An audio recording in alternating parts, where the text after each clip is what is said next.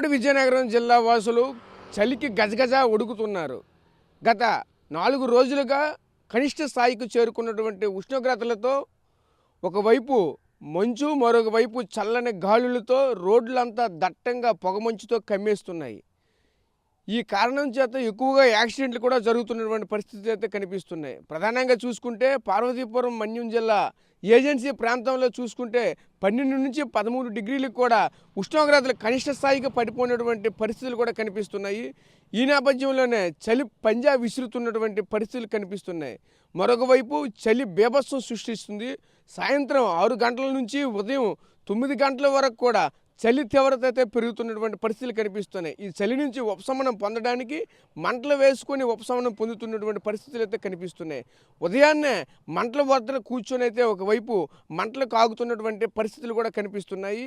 అయితే ఈ చలి దాటికైతే మాత్రం పిల్లలు, హృద్రోగులు ఉన్నటువంటి వ్యక్తులు, వృద్ధులు తీవ్ర ఇబ్బందులు ఎదుర్కొన్నటువంటి పరిస్థితులు అయితే కనిపిస్తున్నాయి. దట్టమైన పొగమంచుతో రహదారులన్నీ కప్పుకుపోతున్నటువంటి పరిస్థితులు అయితే కనిపిస్తున్నాయి. ఎటువైపు చూసినా సరే ఉదయం 9-10 గంటల వరకు కూడా మంచుతో కప్పబడి ఉంటున్నటువంటి పరిస్థితులు అయితే మనకు కనిపిస్తున్నాయి.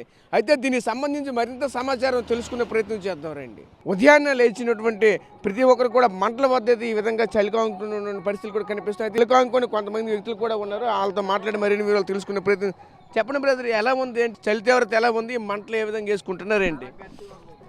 నెల రోజులు బట్టి చలి విపరీతంగా ఉంటుంది, మంచు విపరీతంగా పడుతుంది. ఈ తుఫాన్ కారణంగా ఈ నెల రోజులు బట్టి పనిచేసే వాళ్ళకి నరకయాతన అవుతుంది.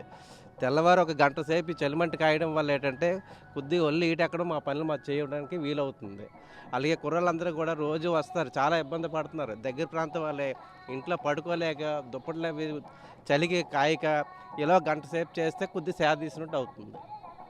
చూసాం కదా ఈ చలి ఏ విధంగా మంటలు కాంకొని ఇక్కడ అంటే ఇంటి దగ్గర కూడా అసలు దుప్పట్లు కప్పుకున్నా సరే చలి తీవ్రత అయితే మాత్రం విపరీతంగా ఉంది. ఆ దుప్పట్లు కూడా చలి తీవ్రత కాయట్లేదని ఇక్కడ చెప్పుకొస్తున్నటువంటి నేపథ్యం కనిపిస్తుంది. ఈ క్రమంలోనే అంటే మంట దగ్గర కాసేపు ఇలాగా ఫైర్ ల్యాంప్స్ వేసుకొని ఆ చలి కాంకుంటున్నటువంటి పరిస్థితులు కూడా కనిపిస్తుంది. చలి తీవ్రత అనేది ఎక్కువగా ఈ మధ్యకాలంలో కురిసినటువంటి వర్షాల కారణంగా ఈ మధ్యన ఎక్కువగా చలి తీవ్రత కూడా పెరిగిందని అయితే చెప్పుకొస్తున్నారు. ఉంది చలి గట్టిగా ఉందండి, మంచు పడిపోతుంది. ఈ సంవత్సరం ఎక్కువగా ఉందండి. అంటే ఈ మంచుగా ఎక్కువ చలి ఉందా? మంచుగా ఎక్కువ చలి. ఎలాగా మీకు ఇప్పుడు మీ వయసు ఎంత ఉంటుంది? అది 62, 63 ఉంటుంది. ఈ వయసులోనే ఈ చలిని తట్టుకోవడం కష్టంగా ఉంది. కష్టంగా ఉంది, అందుకే ఇప్పుడు తెల్లవారుజాము మంట వేసుకుంటాను. ఎంతసేపు అయింది మంట వేసి? గంటన్నర పైన అవుతుంది. అంటే కనీసం మంట ముందు గంట పాటు మంట కానుకుంటే కానీ చలి వదలట్లేదు.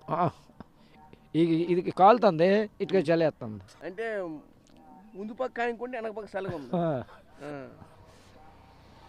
ఇంకా ఇంకెలా ఉంది ఈ చలి తీవ్రత ఎలా ఉంది? ఈ చలి ఎక్కువగా ఉన్నదండి సంవత్సరం. ఎప్పటి నుంచి చలి ఎక్కువ ఉంది? ఈ 4-5 రోజుల నుంచి బాగా చలి ఎక్కువగా ఉంది. చూసాం కదా. అయితే ఈ మంటలు కాంకుంటున్నా సరే ఫ్రంట్ వైపు వెచ్చగా ఆ మంటకైతే తగులుతుంది, బ్యాక్ సైడ్ మళ్ళీ చల్లగా అయిపోతుంది. అంటే చలి తీవ్రత ఎంత ఎక్కువగా ఉందో చూస్తుంటే మనకు అర్థమవుతుంది. ఈ చలికైతే మాత్రం వృద్ధులైతే ఈ చలిని తట్టుకోలేకపోతున్నారని ఇక్కడ ఉన్నటువంటి వాళ్ళు కూడా చెప్పుకొస్తున్నటువంటి పరిస్థితులు అయితే మనకు కనిపిస్తుంది. అని మీరు వాకింగ్కి వస్తుంటారు కదా, ఏమనిపిస్తుంది అండి? ఇప్పుడు ఈ మధ్యకాలంలో అయితే చలి కొంచెం ఎక్కువగా ఉందండి. ముసలి కొంచెం ఇబ్బంది ఉంది, వాకింగ్ వెళ్ళే వాళ్ళు కూడా కొంచెం ఇబ్బందిగా ఉంది. ఈ 4 రోజుల నుంచి కొంచెం ఎక్కువ అయింది చలి. అదే అంటే ఈ చలి ఎన్ని రోజులు బట్టి ఉంటుంది ఏంటి? ఇప్పుడు మీరు ఇంతకుముందు కంటిన్యూ వాకింగ్కి వచ్చేవాళ్ళు, అప్పటికిప్పుడు తేడా ఏం కనిపిస్తుందా? అంటే ఈ వారం రోజులు కొంచెం ఎక్కువ అయిందండి. మొన్న జనవరి 1 నుంచి కూడా కొంచెం ఎక్కువగా ఉంది. మరి ఎన్ని రోజులు ఉంటుందో మనకు తెలదు కదండి. అంటే ఈ మంచుతో పాటు చల్ల గాలు కూడా వీస్తున్నాయా?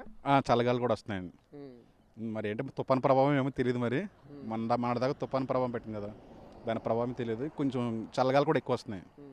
దాంతోపాటు చలి కూడా ఎక్కువైంది ఈ మధ్యకాలంలో. ఓకే, చూసాం కదా, గత సంవత్సరాల కంటే ఈ సంవత్సరం అయితే మాత్రం చలి ఎక్కువగా ఉందని వస్తున్నటువంటి కొంతమంది అయితే వాకర్స్ కూడా చెప్తున్నటువంటి పరిస్థితులు కనిపిస్తున్నాయి. ఎందుకంటే ఈ చలి తీవ్రతకైతే మాత్రం తట్టుకోలేకపోతున్నారు. చిన్నపిల్లలు, వృద్ధులు కూడా చాలా ఇబ్బందులు ఎదుర్కొంటున్నటువంటి పరిస్థితులు కూడా కనిపిస్తున్నాయని చెప్తున్నారు. అదేవిధంగా ఇటువంటి చలిలో అలాగే ఈ చల్లని గాలి మెయిన్ చూసుకుంటే ఈ గాలి వల్ల చలి తీవ్రత కూడా పెరిగిందని చెప్పుకొస్తున్నటువంటి పరిస్థితులు కూడా కనిపిస్తున్నాయి. ప్రధానంగా చూసుకుంటే ఈ మధ్యకాలంలో కురిసినటువంటి వర్షాల కారణంగానే ఇటువంటి వాతావరణంలో మార్పులు చెందాయి అని చెప్పేసి ఒకవైపు చెప్పుకొస్తున్నారు. అదేవిధంగా ఉదయం అంతా కూడా ఇంత చలి తీవ్రత ఎక్కువగా ఉంటుంది. అలాగే చూసుకుంటే 10:30, 11 ఆ ప్రాంతం నుంచి మధ్యాహ్నం 2-3 గంటల వరకు కూడా ఎండ తీవ్రత కూడా అదే విధంగా ఎక్కువగా ఉంటుంది. అంటే రానున్న రోజులు కూడా వేసవి కాలంలో కూడా చాలా ఎక్కువగా ఎండలు వచ్చే అవకాశాలు కూడా కనిపిస్తున్నటువంటి పరిస్థితులు కూడా కనిపిస్తున్నాయి. అదేవిధంగా ప్రధానంగా చూసుకుంటే ఇటువంటి చలులు, ఇటువంటి గాలులు కూడా ఇంతకు మునుపు ఎప్పుడూ లేవు. ఈ మధ్య కాలంలోనే 4-5 రోజుల నుంచి అయితే మాత్రం తీవ్ర చలిగాలులు అయితే వేస్తున్నాయి. దీని పరంగా చూసుకుంటే చలి పంజా విసురుతుందనే చెప్పాలి. ఈ క్రమంలోనే ప్రతి ఒక్కరు కూడా ఈ చలి పట్ల అయితే మాత్రం అప్రమత్తంగా ఉండాలి. పూర్వకాలంలో ఏదైనా సరే ఒంట్లో ఉన్నటువంటి హృద్రోగులు అయితే మాత్రం ఇటువంటి చలికి బారిన పడితే మాత్రం మళ్ళీ అవి వచ్చే అవకాశాలు కూడా ఉంటేనే పలువురు వైద్యులు కూడా హెచ్చరిస్తున్న నేపథ్యాలు అయితే కనిపిస్తున్నాయి. ఈ చలి పట్ల అయితే మాత్రం ప్రతి ఒక్కరు కూడా అప్రమత్తంగా ఉండాలని చెప్పుకొస్తున్న పరిస్థితులు కూడా కనిపిస్తున్నాయి. కెమెరా పర్సన్ నాయుడుతో రాజేష్, RTV విజయనగరం నుంచి. మరిన్ని వీడియోస్ కోసం ఛానల్ ని సబ్స్క్రైబ్ చేయండి. లేటెస్ట్ అప్డేట్స్ కోసం వాట్సాప్ ఛానల్ ని ఫాలో అవ్వండి. ఆ లింక్ డిస్క్రిప్షన్ లో ఉంది.